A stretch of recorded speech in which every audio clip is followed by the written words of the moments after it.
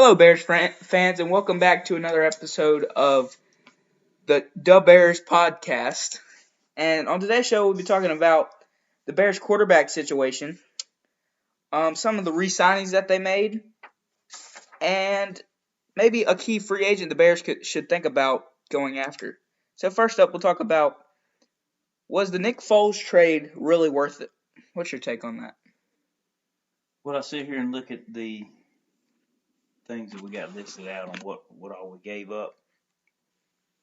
And obviously, we'll have to see how it plays out to make that call, in my opinion. But, you want me to run down these things here? Sure. We gave up a 2020 Compensatory fourth round pick. $5.3 million against the salary cap this year. $4 million guaranteed with a $1.3 million signing bonus. And that means the rest of his contract is coming later in the deal, and he's only going to count 5.3 this year. Well, Trubisky will count 9.237 mil. So it's a possibly pretty good deal up front. Yeah, but as it goes on, then there's 21 million guaranteed, and shortening the contract for this year allowed them to make some of the smaller free agent moves that they made with Jermaine Ifedi and all those. And he can void either of the final 2 years based on his production level. And the second and third years are 9.3 million apiece, so it goes from 5.3 to 9.3. And his contract has incentives which can raise the amount by $6 million a year if he hits them, which is what we're hoping for. Maybe he's the future. So these are a couple questions that would make, was it worth it? If it takes a fourth round pick to get Trubisky to play to the second overall pick that he is, was it worth it? And if Trubisky fails and Foles gets the job and does well, all is good, right? Or would you rather have a fourth round pick and your $21 million, or would you rather have a Super Bowl MVP? Good questions. So you're saying Foles could make Trubisky play up to his caliber, or what we thought he could play up to. So if Foles helps Trubisky play better to where he's good enough to be a second overall pick, and then he could be the future of the Chicago Bears, then this investment is worth it. And if Trubisky fails and Foles gets the job and does well, is he worth it? So the odds are on our side right now. But if they both fail and suck, maybe we'll have a high draft pick next year, draft Trevor Lawrence. I guess I'm glad it's structured the way it is, where it's just $5 million or so up front on the front end of this thing. Because I was just looking at some of Foles' stats, and a 2-to-1 touchdown interception ratio. That's good. I mean, that's all right. Right. That's but better he's never than played Trubisky. 16 games. Yeah, never played 16 games. He's never been the true starter, number one guy. Yeah, and every time he's had that opportunity, he's getting hurt. So let's stay healthy and see what we get out of it. That moves on to Trubisky, and the Bears declined his fifth-year option, as he didn't have too good of a season last year. He finished 28th in total QBR with 39.4. He tied for 27th in touchdown passes with only 17. 21st in passing yards with 31.38. 32nd in yards gained per pass attempt. So last, if you're going by team starting quarterback, was 6.1. And 28th in traditional quarterback rating, which was 83. So like I said earlier, he'll count 9.237 to the cap this year. Instead of, if we would have picked up his option, it would have been $24.8 million this year, which he's not earned that whatsoever. No. But Trubisky probably will need this competition. The job has been his ever since we drafted him. We had Mike Glennon, who was Mike Glennon. Yeah. And then Trubisky did undergo surgery in January to repair the partially torn labrum in his non-throwing shoulder, which he suffered that injury in Week 4 against the Vikings, but he only missed one game. And Ryan Pace, of course, still says he believes in Trubisky, despite declining the option. He said that on the NFL schedule release. But I think he kind of has to say that based on how he got Trubisky. Do they truly believe in him, or is he just coming out and saying that? I think it's coming out and saying. I think he's just covering himself. Kind of like they said Trubisky's the man from the start, and then you go out and get Foles, and then you don't give him your 5th-year option. So I mean, it's a game, and I think the NFL does that all the time with players, and it's a business. It's business decisions. It's money. It's all these things coming into play, and try to keep people happy and try to get things done at the same time. It's tough. Well, what all Bears fans are hoping for is that Foles can push Trubisky to the level that he's supposed to be at. And Matt Nagy's always wanted somebody that knows the offense better than him. And Nick Foles could be that guy, as he has experience with most of the coaching staff, with Bill Lazar and everybody, Matt Nagy. So hopefully he could come in, push Trubisky, or he could come in, become starter. Now, I truly think we've talked about this before. The missed opportunities that Trubisky had, the open receivers that he overthrew or just plain missed, some drop passes. I said if you complete those, are we having a whole nother conversation? Is Nick Foles even Is this 5th-year option not a discussion? Is a done deal? And are we rolling into next year with Trubisky?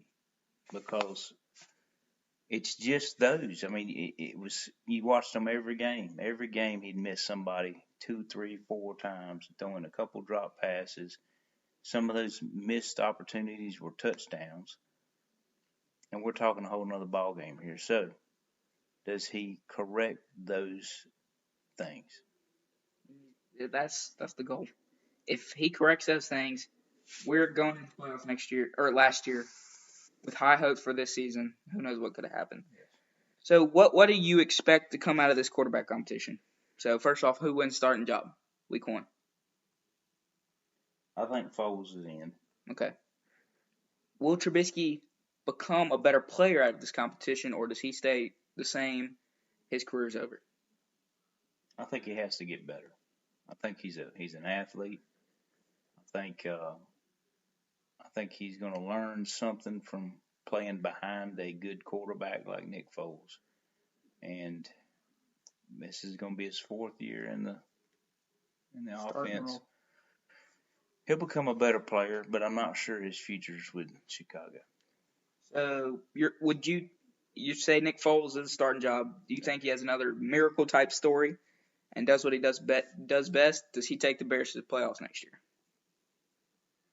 I think he does a decent job. I think our defense carries us, and hopefully the run game can get going. But I think we can get into the playoffs with Foles. Okay.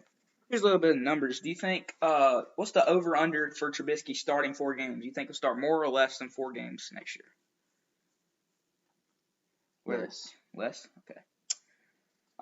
So here's one thing about that maybe favors Trubisky, the early part of the schedule. The Bears play 7 straight non-2019 playoff teams. So if the Bears want to give him a shot, first couple weeks, there it is. Here you go. The first 7 teams have a combined record of 42, 69, and 1, which is a 375 win percentage. But some of those teams include the Los Angeles Rams, who were very close, the Falcons, who've added Todd Gurley. So come some pretty good teams, but if the Bears want to give Trubisky that shot, the first couple weeks could be what it is. So here's last question regarding the quarterback situation. If Foles wins the job, what's the future for Trubisky? Is he out of the league? Is he a career backup now? Will he ever have another shot? I think he'll fall into a backup role. Somewhere. Not saying he won't ever get an opportunity again to start, but I think the overall taste for Trubisky across the league probably is going to be a backup role to start off. He's going to get backup quarterback money. Now, something happens and he gets an opportunity, somebody gets hurt, but He'll be a backup. This is his time to shine or step out of the way, in my opinion. All right, so we're moving on to a different position, which was more of a focus last year. Not much of a concern this year, but there's way bigger concerns this year. But the Bears did sign kicker Ramiz Ahmed. I'm probably saying that wrong, but they signed him, and Ryan Pace says that they're trying to bring competition at every position. Which Eddie Pinheiro, he was decent last year. He had his stretch where he was kind of struggling, but Pinheiro finished 82.1% on his field goals last season. But Ramiz Ahmed, he kicked for Nevada as a senior in 2018. He didn't even play last year. He was a walk-on at Nevada, so he's kind of a comeback story. He went to UNLV and Arizona State, but didn't play football, and then he transferred to Nevada his junior year, but he didn't play until his senior season. So in that 2018 season, he was 15 of 20 on field goals and 40 of 45 on extra points. And he's under 40 yards is very good, but from 40 or more yards out, he's kind of iffy there. He's 15 of 16 under 40 yards in his career and 5 of 9 from 40 or more out. So he's kind of back and forth there. So do you think it's Eddie Pinheiro's job? I think it's Pinheiro's job to lose. Mm-hmm. So does Ahmed give him any run for his money there? I don't think you carry two kickers, right? Right. So it's a competition thing. Maybe open up your eyes time, saying, hey, we'll test anybody in their role. Let Pinheiro know, hey, we got another kicker here. It's going to take your job. Do a good job for us. Maybe, you never know, but I say should have brought Robbie Gold back and wouldn't even be talking about this either. Right. But, yeah, competition. Always good. Always good. Drop Pinheiro to do a better job. All right, so we'll move on to another position which hasn't really been talked about much, but the Bears brought Trevathan back on a 3-year contract. He's already 30 years old with some injury concerns. So do you think they made the right decision in choosing Danny Trevathan over Nick Kwiatkowski, who signed with the Raiders for a 3-year deal? One of the bright spots last year for me was watching Kwiatkowski play amazing football and did a great job, man. And I was excited to see him on the field shot doing his job, man. An interception, he had 1 forced fumble, 4 passes deflected, 3 sacks, 8 tackles for loss, 76 total tackles. Started 8 games. And that was starting in 8 games. He's a baller, man. I hated to see him go. I like Trevathan, but I probably would have leaned more towards Nick on this one, in my opinion. Yeah, he's 26 years old, while Trevathan is 30. They both signed 3-year deals. Bears only paying Trevathan $500,000 more in guarantees, $3 million total. And so Trevathan, but middle linebackers, they can play older. So at the end of his contract, he'll be 33, which not too old for a linebacker. But Trevathan, he is one of those leaders on that defense. Mm-hmm. He leads by example, and he leads with his verbal. But before his injury last year, he was playing some of his best football. Yeah, he had a sack and 2 tackles for loss with 70 tackles and a pass deflected. And 9 started games, but he's playing some of his best football before his injury. But the big thing with Trevathan is his injury history is through the roof. I'm going to go through pretty much all of his injuries here. He fractured below his left knee in 2014. Later in 2014, when he got back, dislocated his patellar tendon. 2015, suffered concussion and was unable to play Week 14 of that season. 2016, he sustained a calf injury in Week 2 and missed Weeks 3 and 4. Placed on IR after rupturing his patellar tendon in Week 12 of that season. He was inactive 2 games after his suspension for a 2017 hit on Devontae Adams, and he was inactive for those 2 games because of a calf injury. Last year, he had that gruesome arm injury, and he's only started 16 games in his career twice, in 2013 and 2018. So he does have that injury history, while Kwiatkowski, although he's young, doesn't have that. But Kwiatkowski hasn't really been in that starting role. Yeah. Now we'll talk about the Robert Quinn deal, which I'm a big fan of. Maybe a bunch of money there, but hey, he might. In my opinion, I think he's worth it. 5 years, 70 million, 30 mil guaranteed, which is a bunch of money, but it's only a 6.1 cap hit this year. So we got some numbers here comparing Robert Quinn to Leonard Floyd. So Leonard Floyd has played in four seasons, so his career against Robert Quinn's last 4 seasons. Quinn's getting older and regressing, but this is how their numbers compare. They played in the same amount of games, 54. Floyd had he had 108 solo tackles, while Quinn only had 80. So that's their quarterback hits. Quinn 55, Floyd 44. Tackles for loss, Quinn 33, Floyd 26. Sacks, Quinn 30.5, Floyd 18.5. Forced fumbles, Quinn 8, Floyd 1. Fumble recoveries, Floyd 3, Quinn none. Floyd had 1 interception. So that's just the past 3 years. Or past 4 years. Past 4 seasons with Quinn getting older and regressing versus Quinn getting older, regressing, and Floyd his whole career. That's how that compares. Now here's their career versus career based on a per game basis. Floyd averaged 2 tackles a game, Quinn 1.8. Sacks, Floyd only 0.3, Quinn 0.6. Forced fumbles, Floyd 0, Quinn 0.2. And that's that right there. So that's the way we're looking right now. Quinn is clearly the better player. And comparing the last season, 2019 season, to each other by a total game basis, Leonard Floyd played in 16 games while Quinn played in 14. Yet Floyd only had 1 more solo tackle than Robert Quinn. Quarterback hits. Quinn played 2 less games, had 10 more quarterback hits with 22. Floyd had 12. He had 10 more tackles for loss as well. Quinn had 13. Floyd had 3. Sacks, Quinn had 11.5. Floyd 3.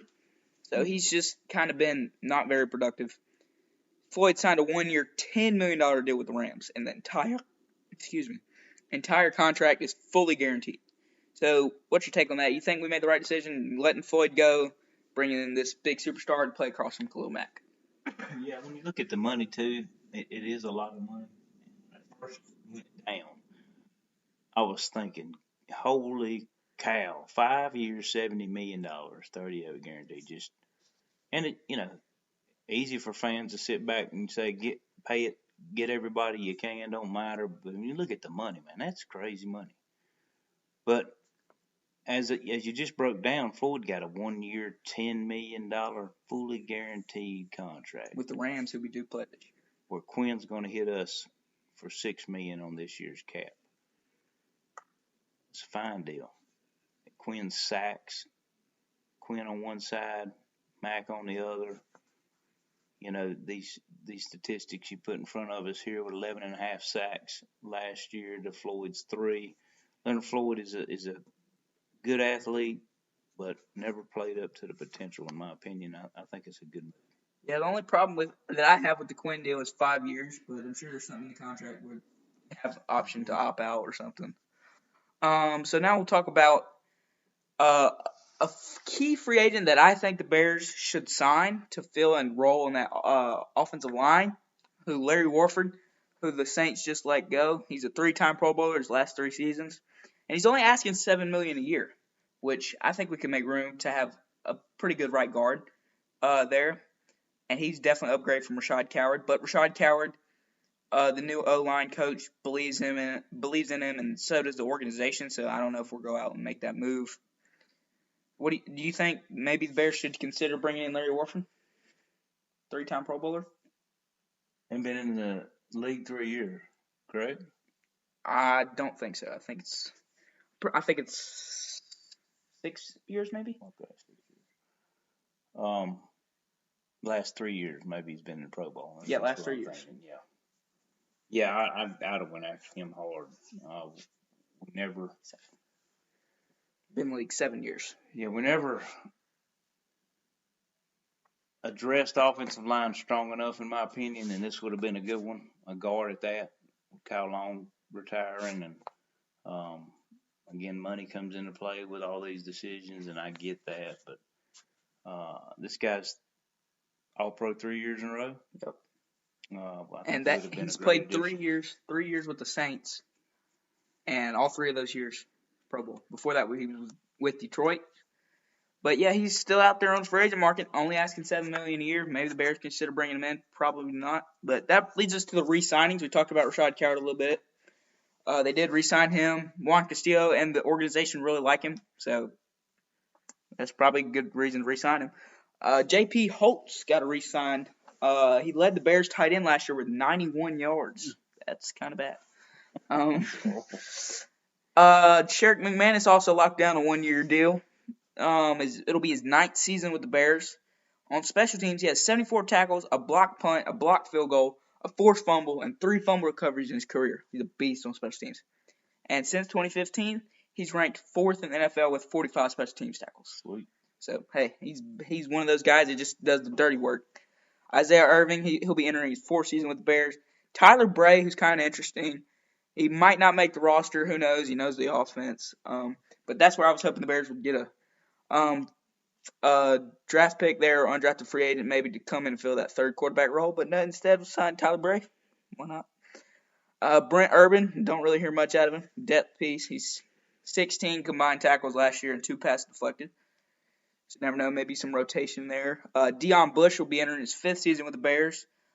2 passes deflected and 8 tackles last year. Another depth piece there. Maybe might have to step up with the loss of HaHa Clinton Dix. And DeAndre Houston Carson is another one of those guys. He'll be entering his 5th season. He only had 6 tackles last year, but might have to step up this year. Roy Robertson Harris will be entering his 4th season with the Bears. He has 3 passes deflected, 2.5 sacks, and 10 quarterback hits.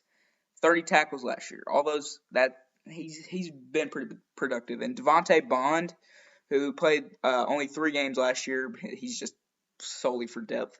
And then the Bears re-signed the GOAT himself, Patrick Scales, the long snapper. Who'll be entering his 5th season with Chicago. He does a good job. And then some key additions. Well, not really key, but here under the radar. Barkevius Mingo from Houston. He had 6 tackles last year in 16 games. Another depth piece there. Most of these re-signs are depth pieces. And then John Jenkins, who's a better player. I think he's a 70 overall in Madden. He came from Miami.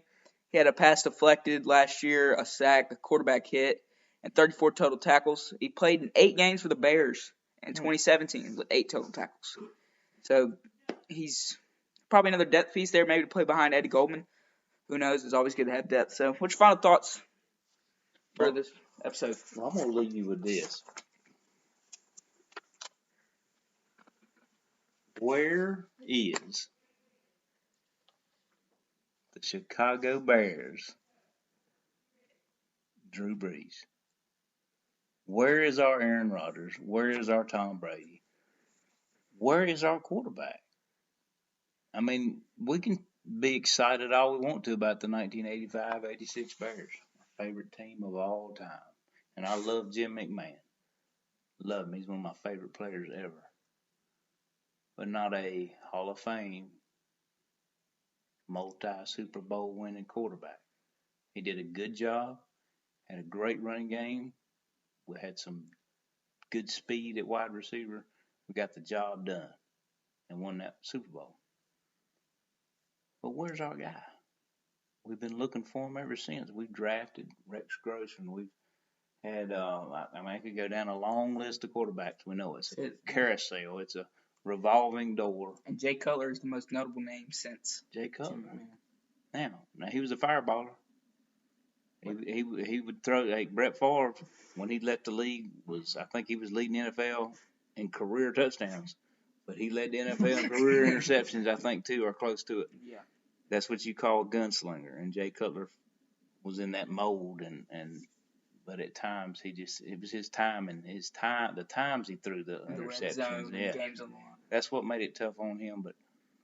And I think he might be our Chicago's career leading passer. Yeah, leading passer is Jay Cutler. But is he Hall of Fame Super Bowl winning quarterback?